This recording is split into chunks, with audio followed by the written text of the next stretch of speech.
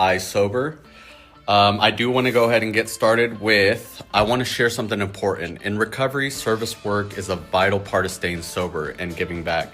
This is a podcast, a way of being of service to others by creating a platform where people can share their stories, experience, strength, and hope. My only goal here is to help others carry a message of recovery to alcoholics and addicts who may still be suffering. Everything discussed in this podcast is based on personal experiences, opinions, and lessons I've learned through my own recovery journey. I am not a licensed counselor or therapist, just another person in recovery trying to help where I can. This podcast is not about fame, recognition, or personal gain. My purpose is simple. If one alcoholic or addict hears something that helps them find hope, ask help, or take the first step towards recovery, then this podcast has done its job. Whether you're newly sober, coming back from a relapse, struggling with addiction, or supporting someone you simply love, you're welcome here. This is a safe space of honest conversation, real stories, and recovery. Today we have a special guest. His name is Jason D, and this is someone who I've noticed in a lot of meetings that we've attended together that he is really willing to give it all he has. He is ready for recovery, and he shares many, many stories of his own life that are great. So without further ado, Jason Davis, go ahead and introduce yourself. Well, thank you, George. I'd like to have you, or I'd like to thank you for having me on here tonight. And pretty much my story starts when I was about 13 years old. I had a couple of good buddies of mine that I met in an apartment complex and met in the neighborhood. And we all just kind of started hanging out together. And one of my buddies knew a lady up here at the corner store who was, would sell us alcohol.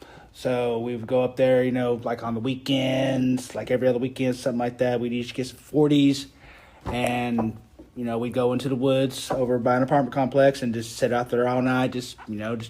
I love that, though. I love how that sounds. I mean, I know we're not supposed to love things like that, but that just sounds like a chill night. That's awesome. I mean, at 13 years old for a teenager. That brings back like little childhood. I can see does, it. Yeah, it really was. I mean, it was awesome then. I mean, we did some, crazy things. We actually kind of stole a car once. We didn't actually steal it. They left the keys in the ignition. We took it for a little joyride, and when we went to take it back, it was a Standard, and neither one of us knew how to drive a Standard. Yeah. So the house was like right here, but we wound up parking it, at the house next door. Well, needless to say, next morning we was walking by, and they was moving out already. But anyway, so like I was saying, I was about 13. We did that every other weekend. We did that for a while. When I was about 15. My good buddies were, my mom was smoking pot, his parents were smoking pot, and they would swipe some pot, from their parents every once in a while. I never did that, but they did, and I smoked my first joint when I was 15, and as far as smoking weed, I didn't mind it. It kind of made me tired, lazy, little, I'll say it's stupid. Yeah, no, I completely understand that one. Made me stupid. I couldn't remember the first time I actually smoked weed. I smoked so much, I went to go get me a bowl of ice cream, and I fell over the dishwasher. Oh, wow. Yeah, needless to say, and we actually smoked it with my buddy's dad, too. So his dad got us high for the first time when we were 15. All right, so, no biggie. I just smoked pot, throughout pretty much my high school years. Yeah, your teen years, right. Pretty much teen years. When I hit about... I'll say 18 years old. I discovered my first line of meth, my first line of coke. I discovered acid. I was going to raves, did ecstasy. I mean, I just became, just like a little chill partier. Yeah. It was more down the lines of just, hanging with, just chilling with my friends. That's what my friends were doing, and I like these guys. I trust these guys. They never did me wrong, never did them wrong. So, yeah, like, hey, they got a line of coke. I was doing a line of coke. They had a beer. I was drinking a beer with them. It was just, natural teenage stuff you do when before you graduate high school. After I graduated high school, didn't go to college, anything like that. Didn't have any interest in it. I just wanted to get through school and just started working. Well, I've had several jobs throughout the years. I still just... partied here, partied there, of course had some, girlfriends here, girlfriends there, nothing major, Just a couple, just short-term relationships. I think the longest relationship I had was like 3.5 years when I was younger. And, we were, of course, partying and stuff and just, I don't know. When did you notice you first were addicted? So you've mentioned you're in your teenage years, right? And when we're teenagers, we really don't think, oh my God, I'm addicted. You just think we're having fun, right? Right. So you're having this relationship. Did you in that course ever feel those feelings of, whoa, like I can't slow down or, anything like that? When did you first notice, I guess is my question. I started to notice that when I was about 20. I turned 21. Okay. And I was actually legally able to buy, alcohol, but I wasn't an alcoholic yet. I was more of an addict at that time. I was doing, more drugs than anything. But I didn't actually start really drinking until I was about 25, I think. And of course, when drinking comes, you want to stay up and start, keep on drinking. You got to have a little up. Little Coke, yeah. Little Coke, little yeah. enough, little up to keep you awake and, so Right. you continue drinking the next day. Well, I didn't really notice I had a problem. I had one, relationship in my life where I had my first son. She actually noticed, I had a problem and she wanted me to get some help. And of course my answer was like, why? I'm not going to quit drinking. Right. I love to drink. Right, yeah. I love to drink. You didn't see a problem with it at the time. Nope, I didn't see it a problem at the time. Why? Because I was still, going to work, paying my bills. I'd call him maybe once a month, just nothing major. Right. I didn't really miss a whole lot of work. But I was always kind of a quiet, real quiet when I started to get a little drunk. Yeah. I wasn't, like one of those loud and rowdy ones. I was just, cool, calm, collected, and quiet. Okay, Just kind of kept to myself. Didn't really open up a whole lot. Well, I opened up some, but seems like I felt like when I was opening up a little bit, they didn't like what they was hearing, so I closed that book. That's what I'd always say. I'm an open book. I will turn these pages. I'll tell you everything about it. But the second, you quit listening or, think something different, that book shuts. Right. And, good luck trying to open it up again. Once in a lifetime, huh? Once in a lifetime, yeah. Anyways, I lost that first baby mama, which it didn't really faze me much because I loved her, but I wasn't like in love with her.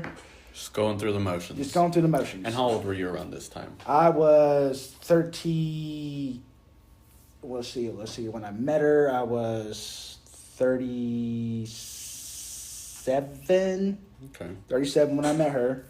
And she got pregnant at I was about 38 and a half or something like that when she got pregnant. And then my son came along when I was 39. Oh, awesome. And, we separated after we finally just broke up, period, after a year and a half. That was just, yeah. That's a story I really don't want to get into. And that's all right. Yeah. But anyways, so how that story kind of ended, we had kind of shared custody a little bit, but I felt like I wasn't getting enough time. So went to court, and I got more time with him. And it's just I would say to myself, I was still drinking a lot, quite a bit. Did you at this point consider yourself an alcoholic? Yeah. Yes. Okay. I would consider myself an alcoholic, but I did not acknowledge it. It's like, yeah, I'm an alcoholic, so what? You're like, whoa, I drink a lot, but there's no sense of Right. It's like I have control. I have complete and total control of my life. Yes, I was drinking every day. I was sometimes drink a little more than usual, but I was still getting up and doing my thing the next day. No worries at all. Well, it was almost 3 years ago. Yeah, about 3 years ago. Met my second baby mama. I needed some help washing my son because my mother had gotten pretty broken down to where she couldn't really watch them full time anymore. So I needed some help. Well, she knew someone, and I had met her before. Just kind of through the grapevine. Just kind of met her before. But anyways, she'd been watching my son for me, and when I get home, after work, we just started talking, just random talk. Well, that random talk kind of turned into something. We started a relationship, and this one I actually enjoyed. This was a person that was becoming my best friend. Oh, that's awesome. Yes, I love that. yes, she was really becoming my best friend. I mean, I could tell her anything. I mean, there was a night where I'd been drinking. She was drinking too. I'm like, okay, I'm gonna show you something right now. I had opened up one of those lift up coffee tables. I pulled out a bag of dope, threw it right on the table. It's like, this is what else I like to do. Oh, wow. And so I told her, I was like, yeah, I do this. I buy this this is a part of my life. This is the next step in our trust. Yes. This is a part. Yeah, I can see this. And the reason why I had done that was because I told her, I met many, meth heads before, and I've ran to quite a few that I have been able to trust, but of course there are some out there that you can't. But I'm just one of those ones that I'm not gonna hide anything from you. And if you don't like it, I will take you home right now. And she said, no, I'm good. It's like, okay.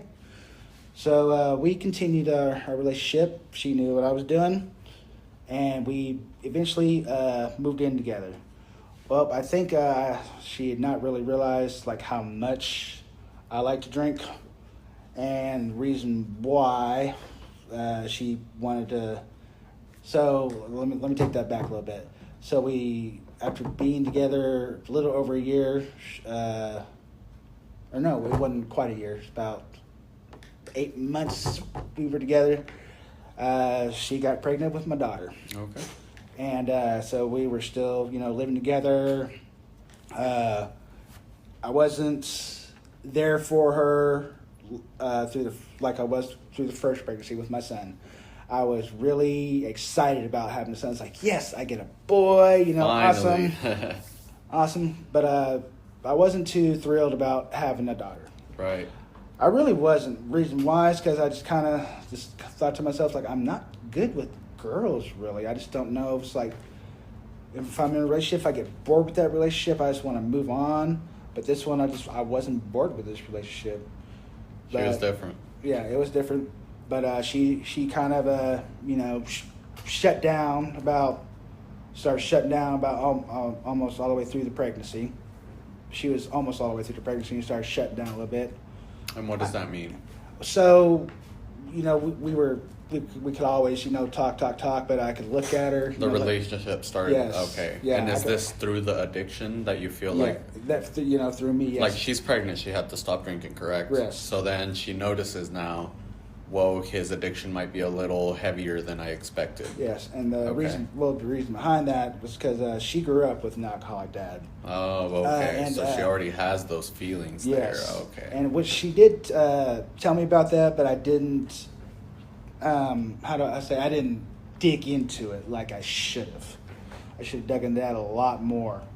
But yeah, she grew up with an alcoholic dad, and I guess she kind of saw that in me too as well. So about 3 months after our daughter had been born, we separated. But the good part was we were still communicating, Good. real Right. well. Co-parenting, right. Co-parenting, That's yes. right. Yeah, excellent co-parenting. But, so I was living on my own.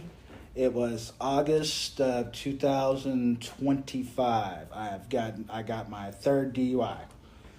And it's like, And okay. at this point, yeah, okay. Yeah, so I was like, okay, so yes, I got a problem. I blacked out. I don't remember leaving my house. I don't exactly remember where I went. I just remember with the flashlight getting shined in my face and wake up. It's like, shoot, I'm going to jail. That horrible feeling, yes. huh? And of course, when I got out of jail, I told her all about it, and she was very, very, disappointed in me. Correct. So I brought it upon myself to go to AA meetings. Okay. And actually, And how did you get introduced into these AA meetings? Did you know that they were a thing? Yes. Did friends go to them? You know, So, how did you hear first about those meetings? So we're going back to my teenage years. I gotten caught, a couple times with marijuana. Okay. So I had to go to AA meetings or NA okay. meetings, any kind of meetings, just to, for the court. So I did it for the court. So I had known about them. I've always known about AA meetings, NA meetings, Okay. CA Now, meetings. did you ever take those serious, or was it just a court document you had to sign off? Well, it was mainly the first time it was the court documents I had to sign. There was a couple times I went to one just to check them out, but I'd go to a couple. I'm like, man, I'm better than these people. That's not me. That's not me at all. No. But no, I started taking it serious, when I got that third DUI. And I actually went to one. I think I was still probably half drunk because I was laying my head down on the table. I was like, I'm just here to listen tonight. But I went back the next day, and I was actually sober. I was alert, and I actually listened. And I'm like, okay. And then I actually read a paragraph or two out of the big book. I'm like, wow, this paragraph right here definitely relates to me. Yes, isn't it crazy how... It really is. I couldn't tell you the exact paragraph it was, but it clicked. It's like, awesome, cool. So I started doing that. I was going to a meeting every single day. Well, let me rephrase that. I was going to a meeting every single day for 1 week, but the next week I had my son, so I'd miss meetings a lot. But I was still staying sober. Good. That lasted about 32 days. And then I'd filed taxes late, and I finally got my big tax check in. I was like, all right, I'm going to go celebrate with a beer.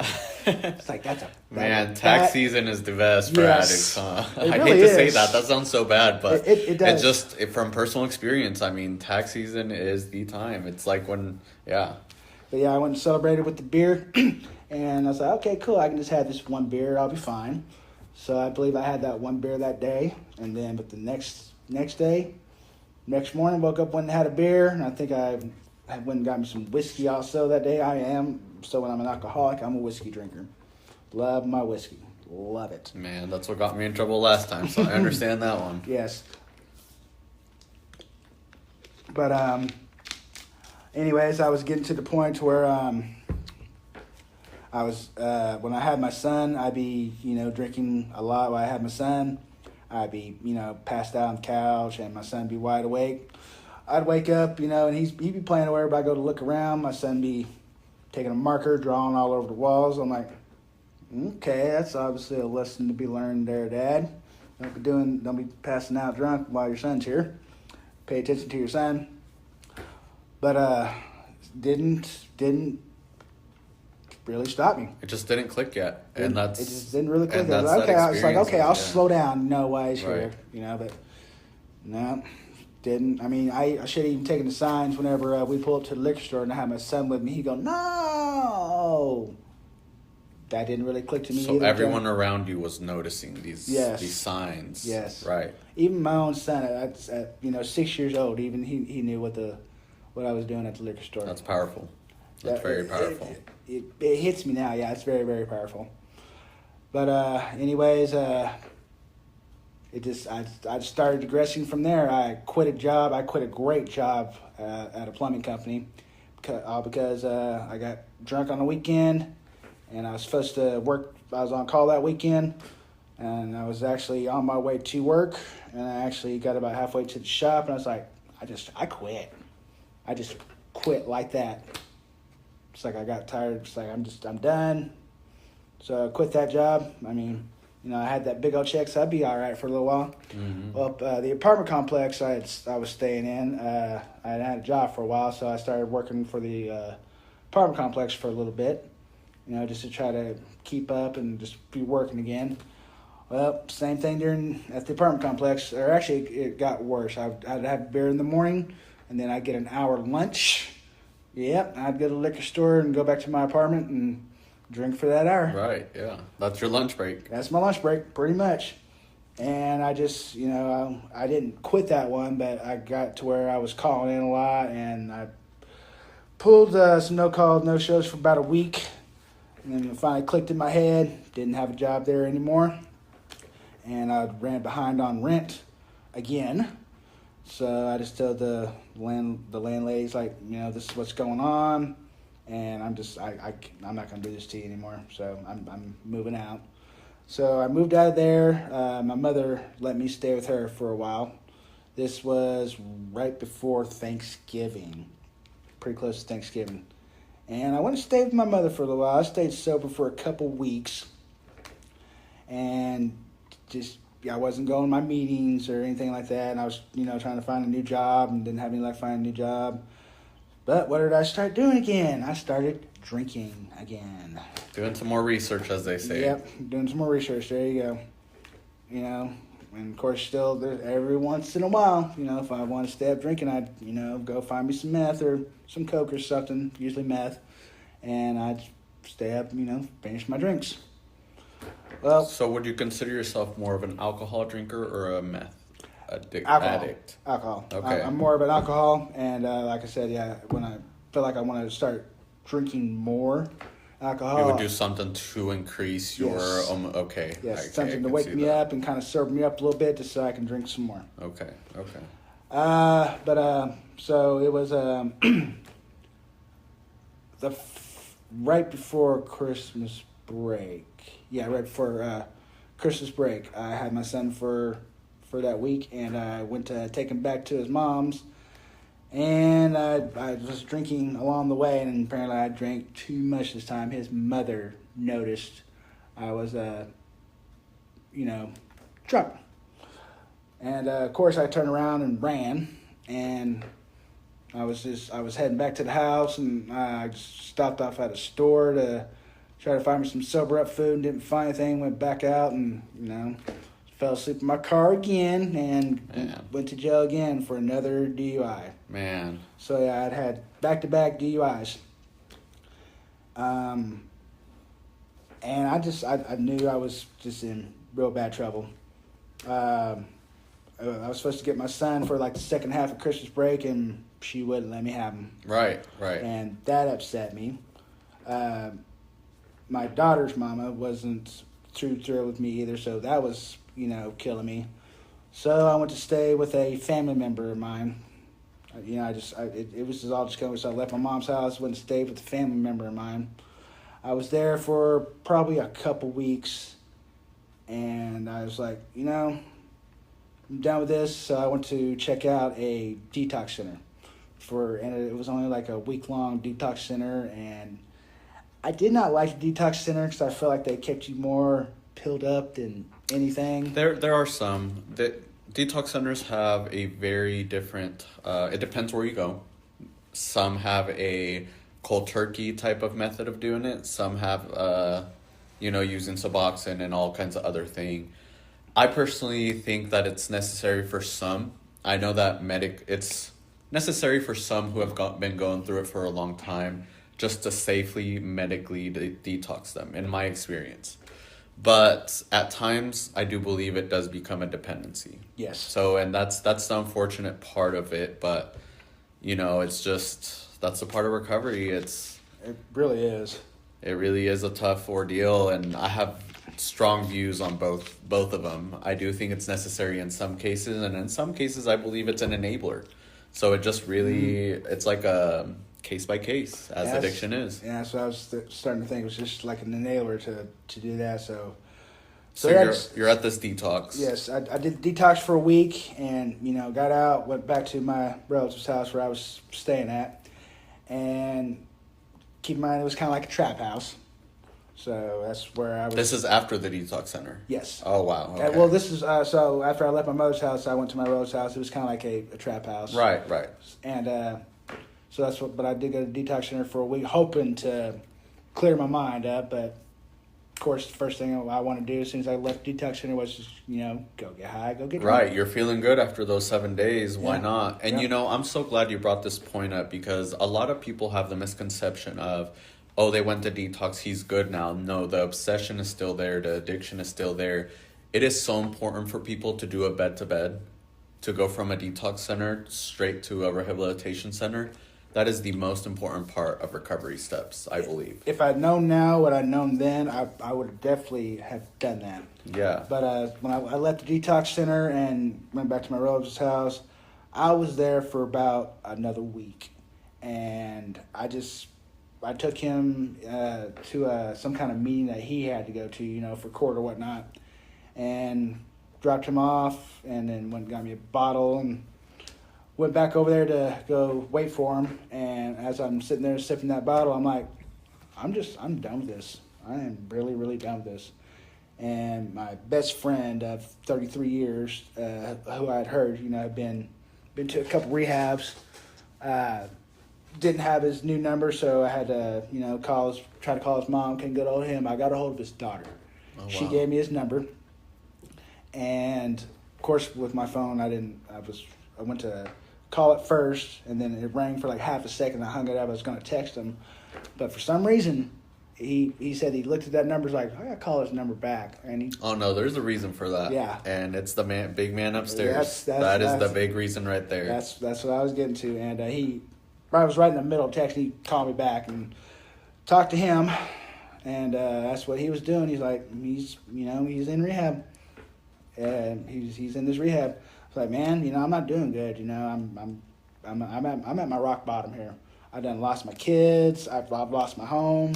I'm getting ready to go to jail, prison probably. He's like, man, get your ass here.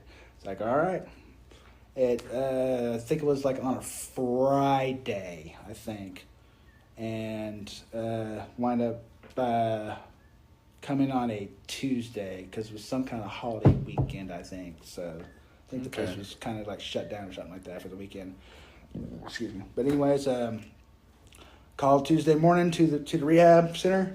So yep, we've been waiting for your call. That's awesome. Did my phone interview, and I took my car, dropped it off at a relative's house, and had my family member's girlfriend drive me up here. And I did my orientation here. That's awesome. Filled out paperwork and everything. And, of course, in the middle of paperwork, he came walking in the door. It's like, yes. He put his hands on my shoulder. I'm like, it's like Johnny Tyler. Mad Cap. I haven't seen him in 3 years. Keep this in mind. Really? I have not seen that man in 3 years. I was like, okay, there's a sigh of relief right there. Because I'm one of those type of people. If I go someplace and I don't know anybody, I'm not yourself. Yeah. I am not. No, that makes 100%. Yeah. But it's always nice to go to any place. And it's so important to have friends in rehabilitation centers or just that have gone through the program, because this is what this podcast is about. It's hopefully someone hears it. Hopefully somebody acknowledges that there is help out there and that you are not alone. And essentially that's what happened to you and your friend. You for some reason decided you hit your rock bottom. You went and reached out to somebody and you got the help you needed. And that's awesome, man. That's what it's about right there. That's awesome to hear. Yes. So, started my rehabilitation that day. One of the guys up here, gave me a tour of the place, showed me the dorm. My bunkie pretty much welcomed me with open arms. Like, here, you need some cigarettes, you need this, you need that, you need anything. I was like, okay, I think I'll be okay here. Friendly environment. Yes, very friendly environment. I love that.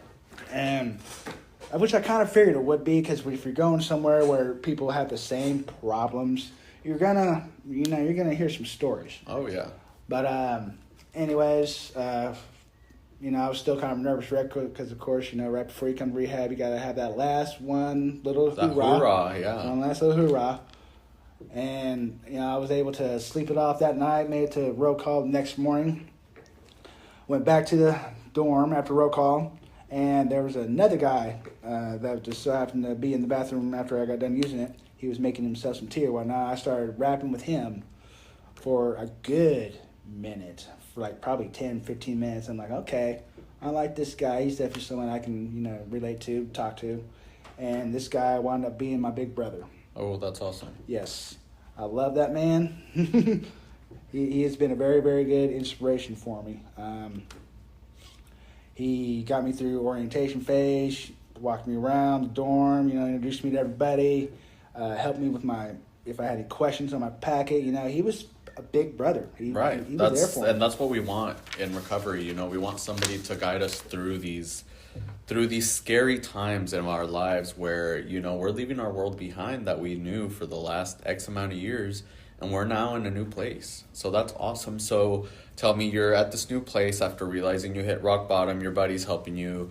You have a new big brother now. Now what's next? Where's your recovery next? You're choosing a sponsor? Okay, so they wanted me to choose, so we got to do these packets, which these packs are actually pretty good.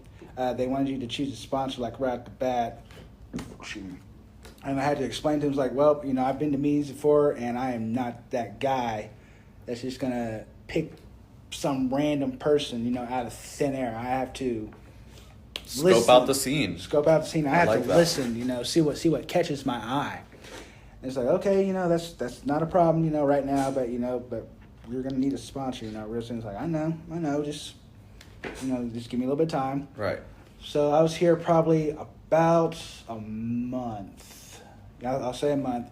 And we had a Friday night meeting with some people. A group that comes out. Thank you. Yes, a group that comes out. And one of the guys that stood up there, he had caught my eye by saying this. It's like, guys, I'm not here to tell you to quit drinking. I'm not here to tell you, to quit, getting high. I'm just here to tell you, if you would like a better life, I'd give these 12 steps over here, this book right here, a shot. It's like, okay, that caught my attention, And then it was the next Friday when he came out again.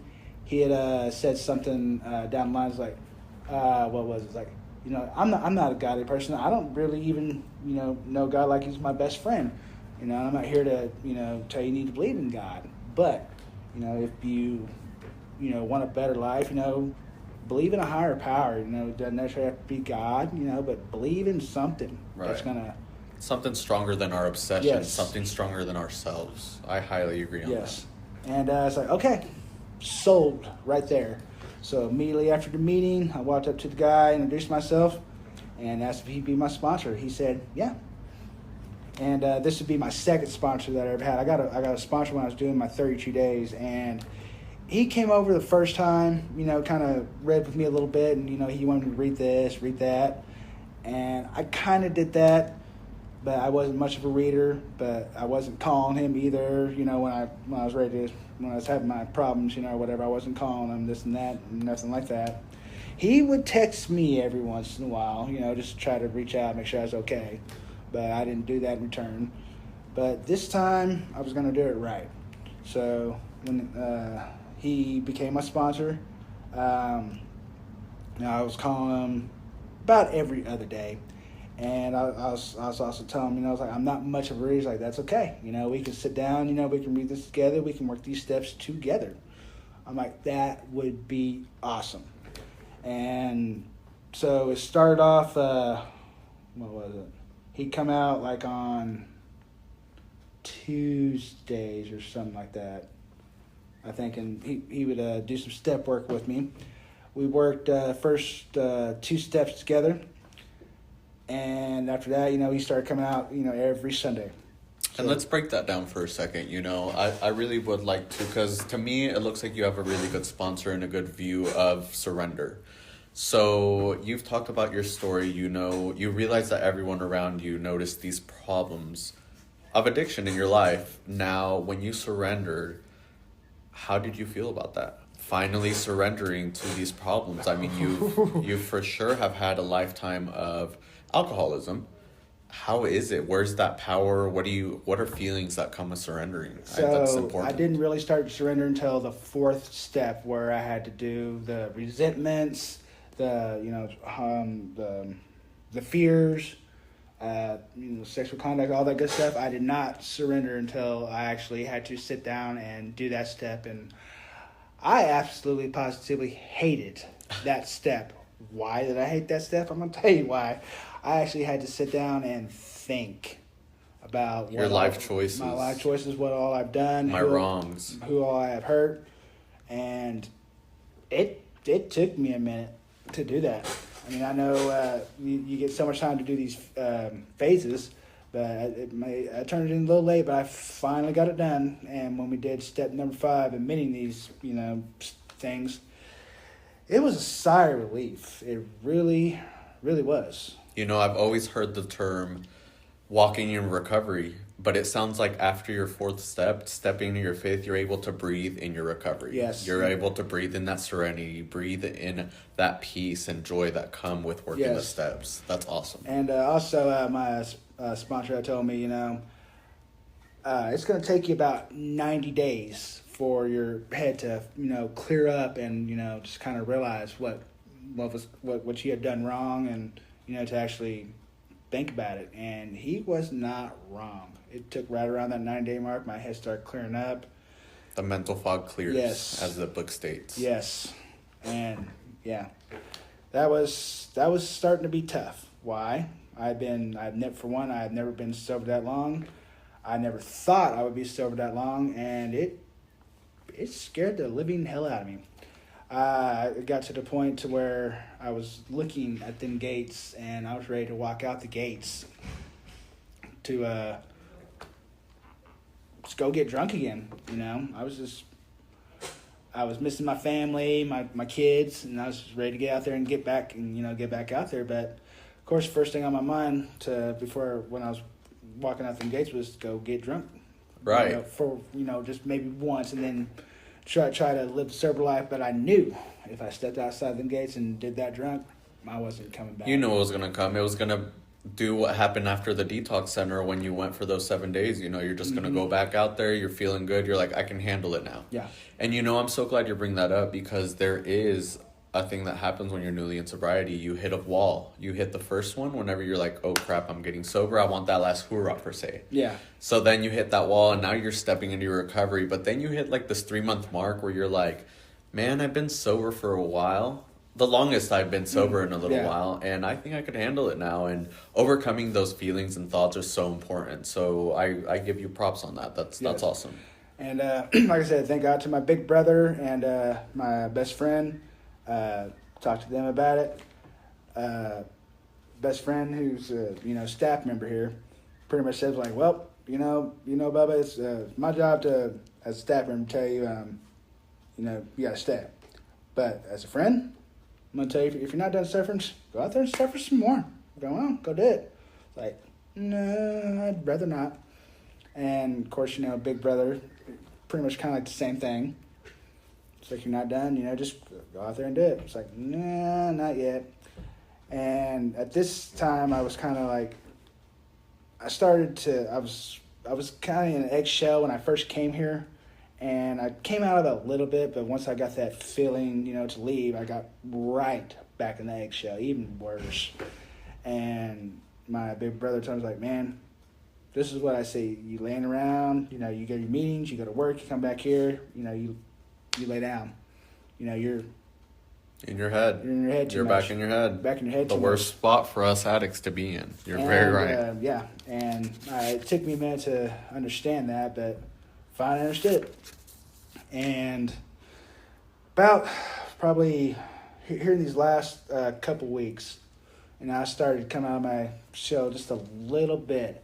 And then we got a new client in here about a week ago, and he became my bunkie. And I remember when I first got here, he was, so my bunkie, he was, fresh out of jail, didn't have nothing, like no clothes, like a pair, like 2 shirts, about it.